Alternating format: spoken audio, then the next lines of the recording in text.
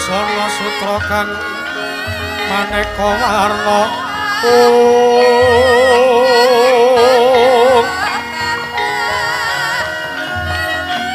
Arangking maneh Naratata Patra prabanya kang sumirat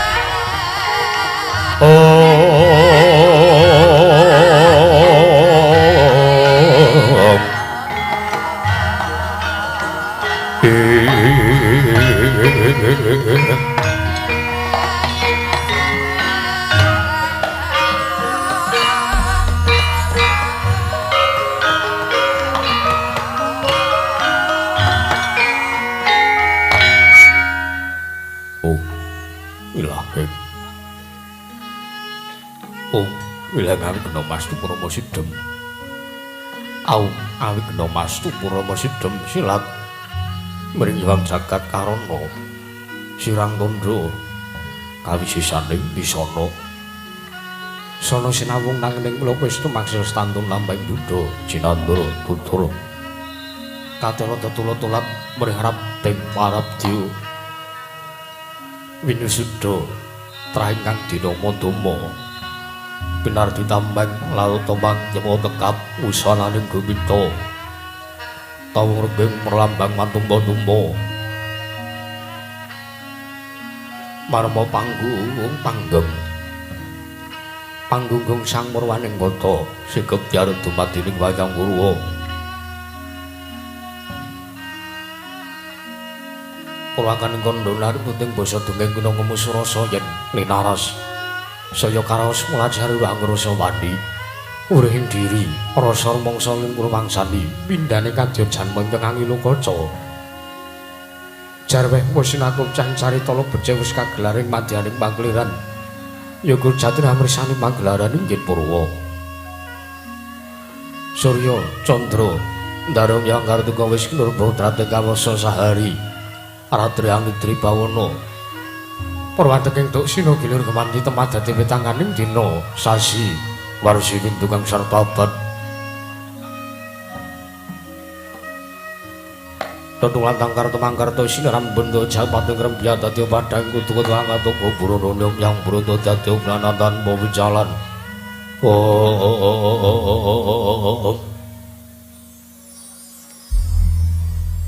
Padang parawangan senari sangguang renang ngeresumur bawani jagat mungging jagat wetan Duk mungup-mungup mungging ngalinganmu kerabang merangah lamun kayak sayan dilan-dilato bumi Saya dangu sumurup sang jawang areko kater sebelah kanan kiri ning abang esmu jenar kabur bawan senari sangguang pasonto Tarung kata nuju rojo jamangku gunung ingkang biru moyo-moyo poceng gunung penemelan kutanu kasih ring Prabancana lenggat lenggut nganti kaya gunung Mangkuno Mego tarwetawis kanggo seleng kalotase dina warsangwa buka karep Tegal Sawahi anggur sira datana pedhote sinambi sendonan sesindenan mingkul karo lungune ya kiring raja kayane sampeyan ora pirembagan Samarwangi Sangguang rangka sedamu sajeng bilus katon melos sinar jagat dunung ingkang blapapan lor kidul wetan yang kulon sinar jagat kang samar bojo turu bote jero kuwung parandene datan wonten ingkang amadhani kepungking Praja negari ing Amarta ya negari Indraprasta ya negari Wisamarta ya negari Batana Kawarsa ya negari Cintapura Apan carana pambekaning kandha saratring mangke krana negari Ngamarta dumadi saking pulo-pulo bebanjaran sinasapan toya benawi trambe mbang samudra binang langut kang tanpa magut bekating pangkal kapantok uruting Cakrawala wane-wane jagrek ing wisih sawane treping jurang cara kinepung gosirong kinarya sesuwing peksilawet milang sarang burung wonten ugi pasisir enter sasana jembar kebekaning pasir gemlaring garis pinggir Tanam tuang rembuyung royo-royo karang witri arwir-wiron klopo bumi subur pasiten mawur satingkat tinandur karto manggar kawriyan dadi gunung-gunung bebanjengan rangsang langit lenggak lengguk lampahe toya kang mijil saking sendang-sendang ingkang mening tirtane Iline kang pinara para mlani kang tinampi wadhuk binentung-bentung kinari hengelini sawah. Meyang mategalaning Rara Kisma mokal pangoleng tetani bebasan datan ana bumi sak cengkangkeng selo. Sadya tinanduran kang murakapi pandya Bathari Sri. Anglar Pasabinan Yayaruk Misare kang pinangka Pratiwi. Pategal kepoli jengking kang rembuyu kondongan diambek wong nganti kaya manglung mitane. Polo wendem, polo kesimpar, polo kemandung, sadya tanggu jiwa jinawi, pukulan kang maping sarasaning diri. Ingon raja kaya tewen sansayang rembug lamun sang samyang gelering mangkunan. Lamun wanci surup surya padha bali maring kandange sowang-sowang. Datana carane kandhang aku Nanjing Malang labet tebih saking tindak Durjana Juti. Sangya sayek seka kabeh karo liring nusa bangsa. Tuwin negaring Amarta.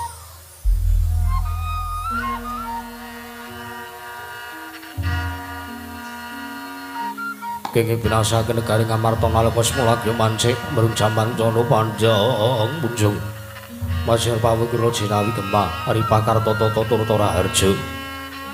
Dasar guru kang gedhe bore padhang jagat tidur kusitur tatu carane turta kasusring manca praja sinanta wau. Ing astapusana dil bangsa negaring Amarta menangira den ucap dasa namane Sanata dasa 10. Nama wis mestani judul Sanata Prabu Puntadewa, ya Sanata Prabu Darmakusuma, ya Darma Wangsa, ya Darma Putra, ya Sanata Gunatali Krama, ya Sangajata Satru, ya Sada Dwija Kangka. Nalindra pakuning bumi anggo ngajejekaken kautaman. Risaja kalenggahe madaring dampar pesana.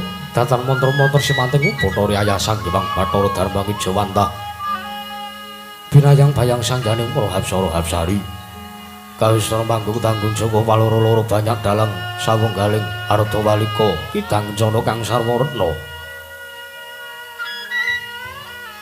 Mula jangganing para siba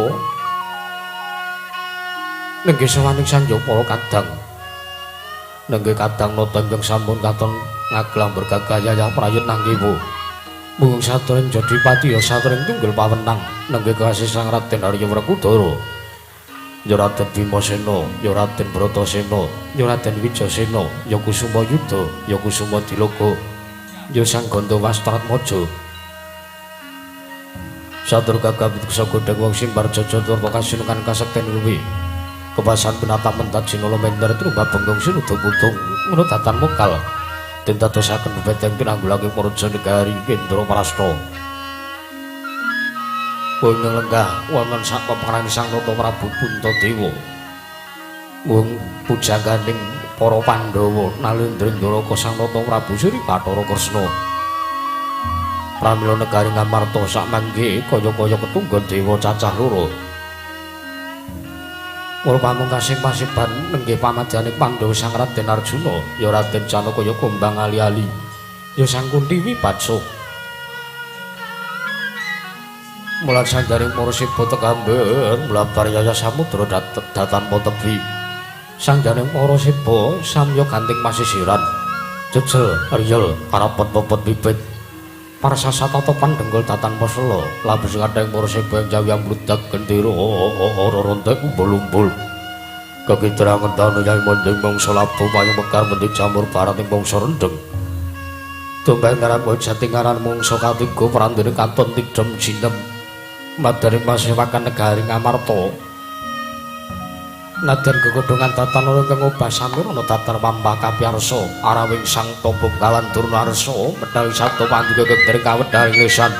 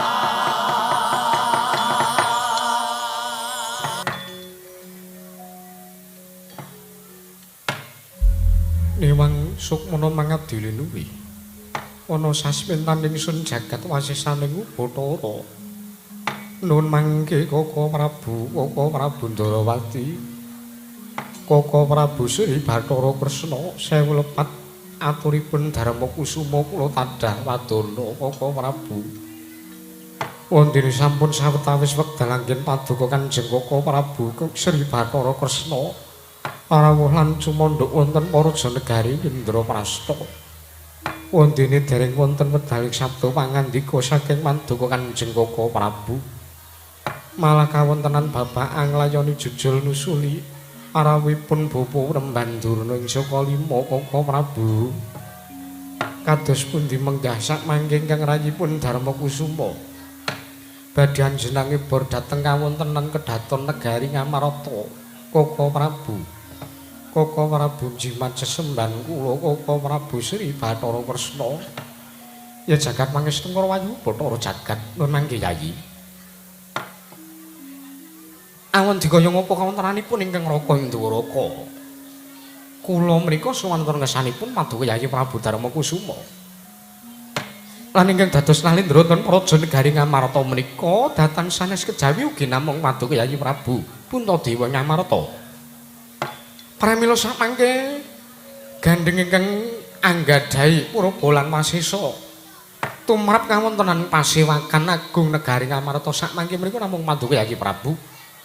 Pramila enggal enggal kadangu rawipun Bapa Remban Durna bab wigatosipun ingkang raka samangke kula badhe matur dipun penggalih kantun kemawon Yayi. Mekaten Kaka Prabu inggih. Menawi mekaten kula nyuwun dipalilah badhe andangu dhateng rawipun Bapa Remban Durna. Sumangga kersa. Nun mangke Bapa Remban sewu lepat aturipun Darma Kusuma. Kula nyuwun pangapunten wondene rawuh wonten praja negari Ngamarta kamangka kanthi kawontenan ingkang sarwa-sarwi kekirangan. Inggih kawontenanipun para putra para Pandhawa ingkang samangke dereng saged asung bulu bekti. Anyugata rawuh paduka Bapa Remban Durna. Pramila samangke rawuh paduka mugya kinantenan karaharjan ingkang putrapun Puntadewa ngaturaken pambagya raharja kunjuk wonten ngarsa paduka Bapa Remban Durna. Kentos waru gembal manyar-manyar duk ning dungkul wana alas dadi wana kula nak. Salawataturipun ingkang Bapa ing saka lima sakmangke sowan kula sampun tinampi wonten ngesanipun anak Prabu Darma Kusuma. Oh, nggih.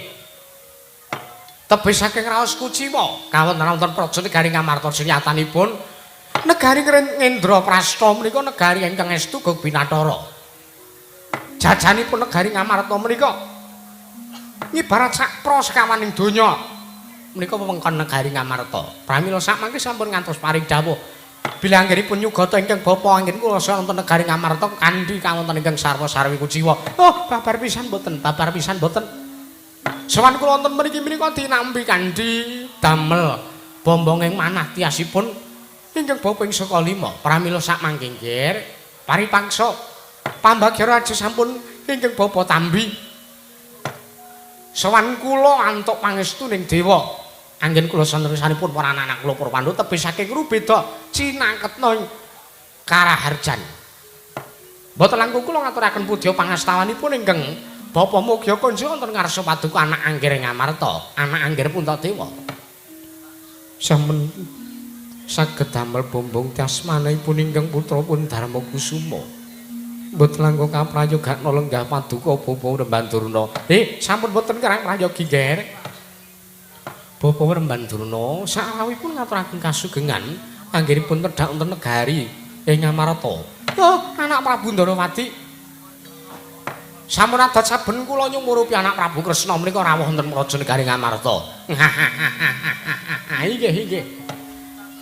Inggih, nggih. Raharja sawanipun ingkang bapa ing Sukalima mboten langkung kula ngaturaken salam taklim kula mugi konjuk wonten kersa paduka anak Prabu Ndarawati. Sampun kula tampi damel bombong manah kula Bu Remban kamprayogakna sampun mboten kirang prayogi. Wah.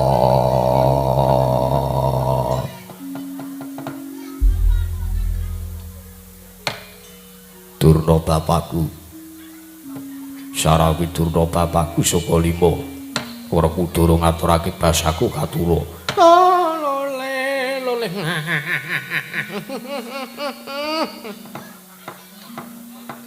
Anakku wong gagah, anakku wong jentara.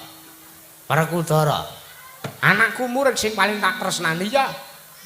Bratasena iya kowe atur basa, atur bekti nang ngersaning wong atuwamu Begawan Durna ing Sukalima. Wis tak tampa, ora liwat pangestune wong tuamu ing Sukalima wae tamanana ya, Werkudara. Yo, tak gegem dadekake jimat nggonmu rawuh ing negara Ngamarta. Mongko ketumu anyar. Anyar. Anyar kabeh iki. Swadaya Sukalima. Yo, jarikku ya anyar. Ya mung aku njaluk nek wis dibagi dum-duman kethu aja terus didol. Ora.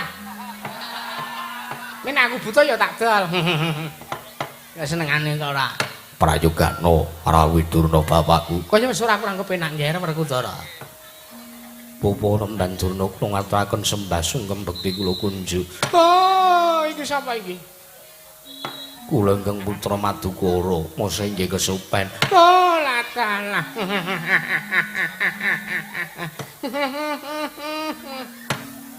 Iya ya Janaka ya. Sajak kowe arep sowan ngetan ya kowe ya. Pangestunipun. Ya. Sembahmu tak tampa pangestuku tampanana. Sampun sanget anggen kawula pundi mboten langkung kaprayogakna lenggahipun Bapa Remban Durna. Kaya wis ora kurang kepenak. Nuwun sewu nggih, anjreng Kang Puspitarum. Nuwun mangke dereng. Oh, dereng. Dereng. Mangke kek ngendi kok? Nuwun sewu Bapa Remban Durna. Sewu lepat aturipun Darma Kusuma kula nyuwun agunging samudra wangaksami mbok bilih kula kanggep lancang anggen kula andangu dumateng wigatosipun Bapa Remban Durna nggih nyorawuh wonten negari Ngamarta sajak ngemu wigati tumuli sakmangke Bapa Remban kaicala jiga lan perkewa Durga Sangga rungging kang putrapun Darma Kusuma sumedya nampi dawuh pangandikanipun Bapa Remban Durna ing Sukalima. Bapa Remban Paswaru kembal manyar-manyar dening dukul ana alas Tadiwana. Sewu pataturipun ingkang Bapa Diageng Pangaksami nggih. Mboten kateges kula lancang lan koma wantun. Matur ten kersanipun anak Prabu Puntadewa. Neming juga kok digongke. Sakmangke kula namung nuhani dhateng dawuhipun anak Prabu Puntadewa. Bilih kula sampun sowan lan kula sampun dipun caketaken sowanipun ursanipun anak Prabu Darma Kusuma. Samangke tumuli kula kang suwun medharaken menapa ingkang dados wigatosipun wonten kula sonten negari Ngamarta nggih. Sowan wonten wisanipun para anak-anak kula para Pandhawa. Sepisan sowan kula mriki kata tinjuk dhateng kararjanipun anak Prabu Puntadewa sak katang Pandhawa inggih siswa kula. Maha siswa. Anak-anak kula pun para Pandhawa. Werkudara, Janaka lan kembar. Inggih. Wondene ndung kapangka kalih. Sowan kula mboten saking pikajengan kula piyambak nanging sowan kula mriku dipun utus dening anak Prabu Ngastina. Inggih menika anak Prabu Duryudana. Inggih. Nalindra Ngastina mriku Kaka Prabu Duryudana. Inggih. Senes Prabu Gendrayana senes. Inggih. Samangke anak Prabu Duryudana utusan kelan wisanipun ingkang bapa ping 5. Kapuri kula sonten sanipun para kadang Pandhawa ingkang wigatosipun boten sanes kejawi namung kula supados nyuwun senjata pitulung wonten kersanipun paduka anak Prabu Darmakusuma utaminipun dhumateng para murid-murid kula pun anak-anak kula pun para Pandhawa. Wontenipun ingkang dados wigatosipun nuwun sewu Nger, nuwun sewu. Negari Ngastina menika sampun wonten 3 candra genep ari kalunggan sak mangke menika. Tanpa beda kaya dene wujuding negara ingkang taman welaing dewa. Negari Ngastina menika tanpa beda kaya dene negari ingkang kenging sapu dendhaning Jawata. Senajan ta dewa mboten tau nyapu. Nanging negari Ngastina menika ketaman pagebluk Mayangkara. Wondene menapa ingkang dados werdining pagebluk Mayangkara menika? Kathah samangke sanjane para kawula dase negari Ngastina ingkang esuk lara sore ketiwasan enjang sonten sakit enjang kapralaya. Menika kathah sanget pitadosanipun. Kamangke ingkang bapa ugi sampun damel srana. Kula sampun meminta wonten ngersaning Jawata. Kula ugi anutuh diri wonten ngersanipun para dewa. Kapuri samangke maring sada dhateng kawontenan negari ing Ngastina. Wondene samangke dewa mboten paring mewisik. Bilih para dewa badhe ngusadani dumateng negari Ngastina, nanging dewa paring mewisik bilih negari Ngastina badhe waluyane Nirmala Temajati Jati Temah Mulya. Menawi sak mangke menika ngendikanipun dewa lho nggih. Mboten kula kelangi, mboten kula imbui. Menawi sak mangke negari Ngastina tinumbalan wujudipun pustaka Jamus yang jimat Kalimasada. Menika nggih sepisan. Ingkang angka kalih negari Ngastina dipun tenggani mboten ketang 3 gedheping peninggal. Negari Ngastina kedah dipun tenggani kanthi wujudipun pusaka negari Ndrawati pusakanipun anak Prabu Sri Bathara Kresna. Nggih menika ingkang namipun Sekar Cangkok Wijaya Mulya, mboten ketang 3 gedheping paninggal sakmangke kedah cumandhak wonten negari Ngastina. Pramila malih-malih menapa nggih sowan kula menika namung badhe ngebun-bun enjang jejawas sonten. Sinasa para pira Pradangga lan Waranggana sami ngantuk awit sawan dangdutan sowan kula namung badhe ngemis wonten sanipun anak Prabu Puntadewa badhe nyuwun ngampil wujudipun pustaka Jamus Yang Jimat Kalimasada. Lah gandeng samangke anak Prabu Sri Bathara Kresna ugi sampun rawuh wonten negari Ngamarta ing pengangkah kula badhe sonten negari Ndrawati sisan bage samangke malah pasang Yodya katujuh nunu kula badhe nyuwun ngambil wujudipun Sekar Cangkok Wijaya Mulya nggih. Ya jagat pangestu para wayah Bathara jagat. Nun mangke Kaka Prabu kados pundi ayi? Dereng ngantos puranggen kula nampi pangandikanipun Bapa Penemban Durna. Dumadakan kula kapireng ala ing sangjaning para kawula dasih. Bilih wonten Panakawan ingkang minggah wonten negari ing Ngamarta. Mboten pangling menika Bagong nanging ingkang wingking menika sinten Kaka Prabu? Pakde Darmakusuma aku ngaturke sembahku katur ya Pakde. Menapa menika Antasena? Heeh Pakde. Aku anakmu ngrandu serut. Iya Antasena tak tampa anakku cah bagus. pangestuning makmu ngamarta wae Tampanana. Iya. Tak gegem ndadekke jimat ora liwat prayogakna sowane Pakde. Kewalik ya, Dik. Prayogakna sowanmu Antasena. Heeh. Aku marak wis omong karo kowe ta, Truk. Piye? Pokoke nek kowe bar nyanyi dangdut, medun ki terus salen. Tak totok siramu lho, Gong. Aku ki bendaramu. Bendara apa? Hah? Kowe maek kok aku ta kowe? Aku tekan hotel 9:30, bolehmu mbokeng jam 2. Menungso apa kowe? Ayo tak kira nek kowe iki tekan hotel engko terus rada sore ngono ya, Gong. Ora, padake kowe apa piye? Aku ki cah tertib, Pak. Dibokeng 1:30. Aten aku tok terlantarke aku to. Ayo wis. Matur apa entene? Panakawan Bagong padha kanthi slamet sowanmu. Pinayunganing kawidadan kalis ing Rubeda Nirbaya Nirwikara. Sowan kula tebih saking Rubeda. Kepareng kula ngaturaken sembah sungkem pangabekti kula kunjuk wonten ngersanipun Sinuhun Prabu Darmawarimin. Bismillah. Darmakusuma. Sinuhun Prabu Darmakusuma ing negari Ngamarta. Ya Panakawan Bagong. Tak tampa ora liwat pangestuning sun wae Tampanana. Ayo nggih. Sampun sanget anggen kawula mundi dadosaken jiman. Panakawan Bagong padha kanthi slamet sowanmu. Antuk berkah pamujinipun Sinuwun Kresna. Sowan kula wilujeng nering sambikala tebih saking Rubeda. Kepareng kula ngaturaken sembah bekti kula kunjuk Sinuwun. Ya tak tampa ora liwat pangestuku wae Tampanana. Nggih. Prayogakna sowanmu. Sampun mboten kirang sekeca. Petruk padha kanthi slamet. Petruk padha kanthi slamet sowanmu, Petruk. Truk didangu kana. Petruk ora melu, Pakde. Lho, kowe kuwi rak Petruk. Dudu. Aku anakmu ngrandu serut. Aku anakmu ngrandu gumbala. Lah, ketekan Panakawan loro iki sing asli loro iki. Ora sadolanan satriya-satriyanan to, Truk. Janes. Pamujinipun Sinuhun Prabu Ndarawati wilujeng sowan kula. Kowe bareng ketoprak apa piye? Nggih. Bekti kula kunjuk Sinuhun. Ya Petruk tak tampa pangestuku Tampanana. Sampun sanget anggen kula pundi?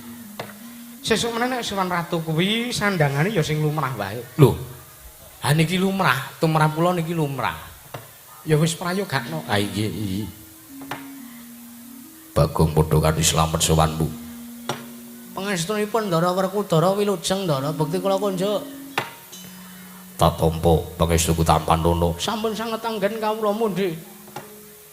Prayogakna. Sampun boten kirang prayogi. Wah, caidan. Wong kucluk. Wong gendeng. Petro. Dun. Padha kanthi slamet tekamu. Antuk berkah pamujinipun Ndara Werkudara kula ngaturaken sembah bekti kula kunjuk Ndara. Ngapunten niki ngambil sandangan ingkang putra. Ora apa-apa. Akhir ora mbok sembranan. Mboten niki kula niki entuk teng lemarine Ndara Antasena ngendikane niki pun sesak terus kula nggo. Ya wis, Bekti kula kunjuk tak tampa pangestuku Tampanana prayogana sowanmu. sampun mboten kirang prayogi. Pakok padha kanthi slamet tekamu. Wah, Begawan Durga, Durna. Nah, nggih Begawan Durna. Wilujeng sowan kula Penemban bekti kula kunjuk. iya tak tampa pangestuku Tampanana. Sampun sanget anggen kawula pundi? Kowe iki pancen bener. Kowe sowan Nalendra jangkep tata kramamu, jangkep unggah-ungguhmu. Beda karo kakangmu Petruk iki. Beda karo kakangmu Petruk iki. Liripun dos pundi? Bentenipun apa Penemban? Petruk kuwi teka ngersaning ratu ora laku dodok mongko kanthi malang kerik. Apa ya wangun ning atase mung kawula cilik. Sik, Mbah. Sampeyan aja waton bisa ngucap aku sowan ngersane Pak De Darma Kusuma ki. Aku diwenangake ora tata krama, aku diwenangake ora duweni subasita marang sapa wae. Gandeng aku ki satriya sing jugal kewarisan, mula aku ya diwenangake sowan ngersaning Nalindra ora nganggo unggah-ungguh, ora apa-apa. Nek ra ya sak trepe to, Petro. Mbok lura kok sak trepe niku mboten lho, Mbah. Mboten. Kula menika namung nuwuni dhateng sandangan kula niku. Kuluk kula anyar. Ngaten, jarik kula nggih anyar. Kepepete laline butuh nggo mbayar angsuran mengke kula dol. Jan kowe iki rusa ora? Bekti kula kunjuk menemban. Ya, tak tampa pangestuku tampanana Petruk. Sampun sanget anggen kawula pundi? Ponokawan Bagong.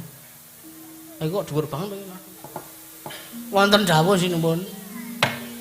Ana wigati apa teka sowan tanpa tinimbalan nggonmu praptaning Praja Negara Ngamarta. Lepat atur diagung mangaksami.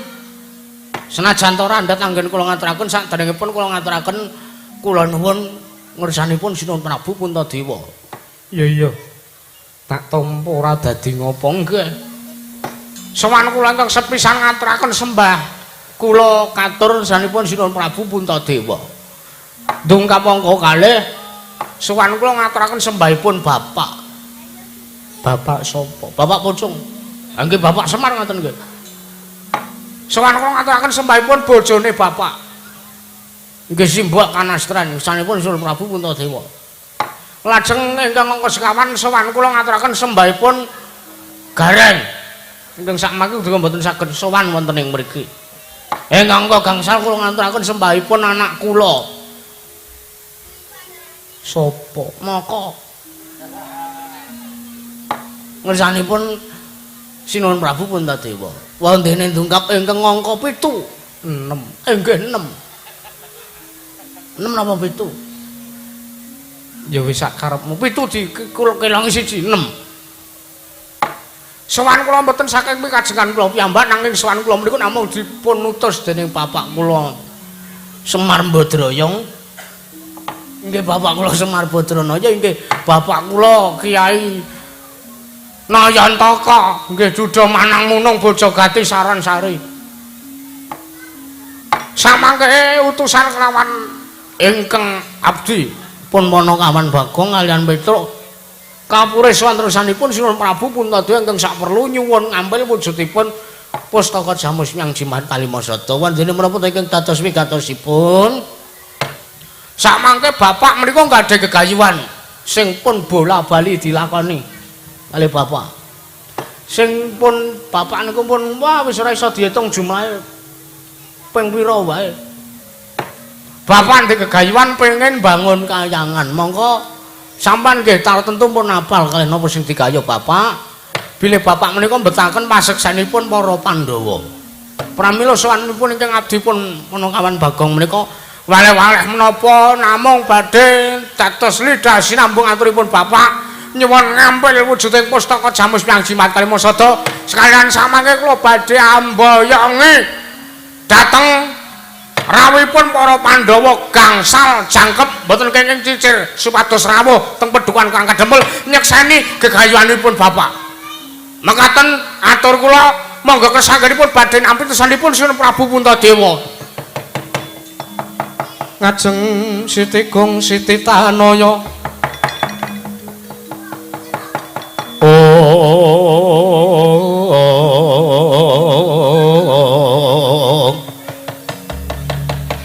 Majeng datan Masusila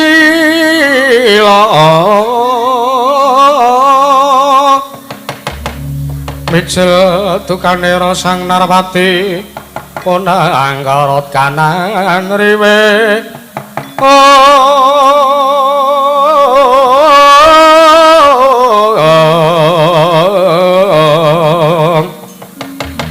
kumri wis bocah ing rawis yen sinapun marang sagedheng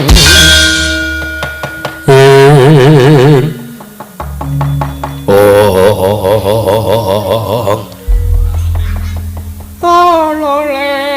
Antaswaru gembal manyar-manyar do ning dungkul wana alas dadi wana. Oh, menungsa ora tatanan. Ning atase kowe mung sak drajating batur wae lha kok teko delangap-delangap ucapmu. Drwili kaya grojokan terweteh kaya petet sewu nembo pategalan. Bagong. Wonten dawuh penemban. Muni piye kowe mau? Kowe mau muni piye? Nggih muni biasa. Kula menika santresanipun Sinu Prabu Puntadewa ngaturaken migatosipun Bapak.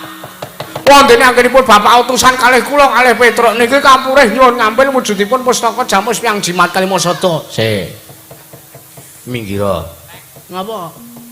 Iki bagianku. Nan lho terus ora kisruh lho kowe. Ora kisruh sing biasane kisruh ki kowe. Kowe saiki ora usah kisruh gandeng. Kowe saiki wis madeg Gus. Dos kowe kok Gus. Ngene minggir kene. Engko nek dadi Karang Abang, dadi Karang Abang aku wae sing nandingi wis ora. Pasrahke karo satriya ngrandu ngregis. Raden Antasena. Sik, Mbah. Nek sampean kaya-kaya ora trima karo sing diaturke Bagong mungsuhe dudu sapa-sapa. Ning mungsuhe putumu dhewe. Ah, kowe ya Petruk kowe wong edan wong gendeng wong kentir kowe. Kowe mbelani karo adimu Bagong, kowe mbelani karo bapakmu Semar Badranaya. Lho nuwun sewu. Anane Petruk kali Bagong sowan teng negara Ngamarta niki kula ajeng kepanggih kalih Sinuwun Puntadewa. Gandeng sak mangke pun kepanggih kalih Sinuwun Ngamarta. Kamangka Bagong ugi sampun ngaturaken menapa ingkang dados wigatosipun. Pramila maripaksa nadyanta sekeranjang koplak ngendikane Begawan Durna. Gandeng sampean ora duwe wenang tumrap pustaka Jamus Hyang Jimat Kalimasada. Mila keng saking menika omongane Begawan Durna ora tak rungokke, omongane Durna ora tak gatekke. Ning aku ki dadi gurune para Pandhawa, nanging aku dadi gurune para Pandhawa. Pandhawa ki sing menehi ilmu Begawan Durna. Dudu kok Semar, dudu kok Petruk, dudu kok Bagong. Lho nun sewu. Perkara ngilmu mriku rak perkawis intern. Tegesipun perkawis intern menika mboten wonten sambung rapetipun antawisipun Begawan Durna menehi murid karo para Pandhawa, mboten enten sambung rapete kali Semar le arep bangun kayangan. Cobi sampean menggalih. Bapak niku arep bangun kayangan niku sing dibangun kayangan negara Ngamarta ora kok kayangane dewa niku mboten. Luwih-luwih kanan negara Ngastina niku mboten ajeng digatosi kalih bapak. Merga nuwun sewu. Bapak niku dadi pamonge para Pandhawa pun suwe. Bapak niku momong kaliyan pun para Pandhawa mriku pun dangu. Pramila bapak kepengin males budi recanipun para Pandhawa. Lah sranane mung badhe nyuwun ngambil wujudipun pustaka Jamus Hyang Jimat Kalimasada. Petruk Wonten dawuh. kowe durung ngerti apa sing dadi wigatine kena ngapa Begawan Durna? Sawan ana ngersane para Pandhawa. Lah kirangan, lah niku perkarane sampean karo perkarane para Pandhawa. Ngerti ya? Anane aku ora ndrimake yen to kowe kelakon mbayang wujuding pustaka Jamus Hyang Jimat Kalimasada sepisan. Derajatmu ming batur. Bapakmu ki ming derajate gedhi bal 17, wong elek nyolok mripat. Mung derajate ngono kawan kok dadi delangap-delangap ucape arep miwiti bangun kayangan. Ping pindhone anane Begawan Durna sowan ngersane anak Prabu Puntadewa ki sepisan arep nyuwun ngambil wujude pustaka Jamus Hyang Jimat Kalimasada ping pindhone. Aku uga bakal nyuwun ngambil wujuding Sekar Cangkok Wijaya Mulya mula praptamu kalah dhisik karo Begawan Durna.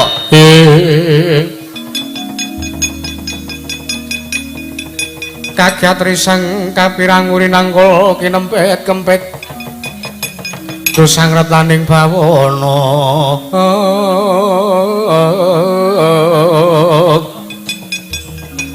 Oh, nggih, nek ngaten iki sampean ora diwenang ngundurke karo Petruk. Mergo sampean ning kene dayoh, aku ning kene ya dayoh.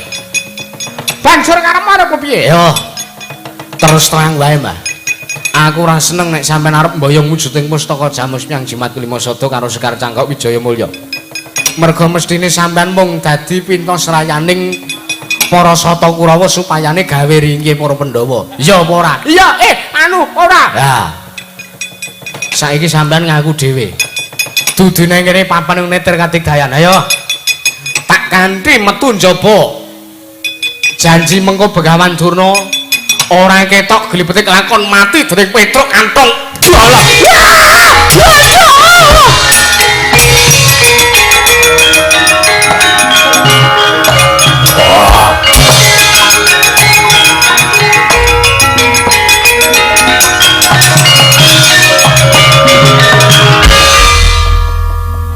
Pun nggih kula nyuwun pamit. Lah kok teko dadi banjur klepat njaluk pamit. Kula niki mengke nek nyuwun dhuwit mboten diparingi. Kula nyuwun arta mboten dipun sukani. Wong pun adat sabene ratu nak. Napa niku jenenge sebo. Nganten kaya pasewakan iku ora-orane gek ngastodit. Ya wis sakarepmu Bagong. Wonten dawuh. Ya mung kowe tak masrahi tanggung jawab. Aja ngasih sak mengkono karang abang ingkang dumadya ning Praja Negara Ngamarta. Liripun Antarane Bapa Penemban Durna kelawan Petruk kantong Bolongojono nganti ana paperangan. beres mengke anu to musyawarah to. Iya, Nggih. Maka jaman sakniki wong musyawarah niku nek mboten enten salam tempele. Niku ora sida dadi.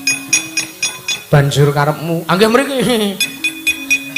kok ya sidole meres ratu sak geleme dhewe ya wis nyoh. Nah ngeten gene ya duwe ra. Ameng ratu kok ringkih. Ratu meneh duit kok mung 20.000. Dikira iki taun 90 apa piye. Nggih, Pun. Nek ngaten kula nyuwun pamit drandul dadul nyinyo. Ana kawan edan sak geleme dhewe Koko Prabu wonten dawuh Yayi sak mangke kula nyuwun pangandikanipun Koko Prabu Ndarawati wis saken dawuh.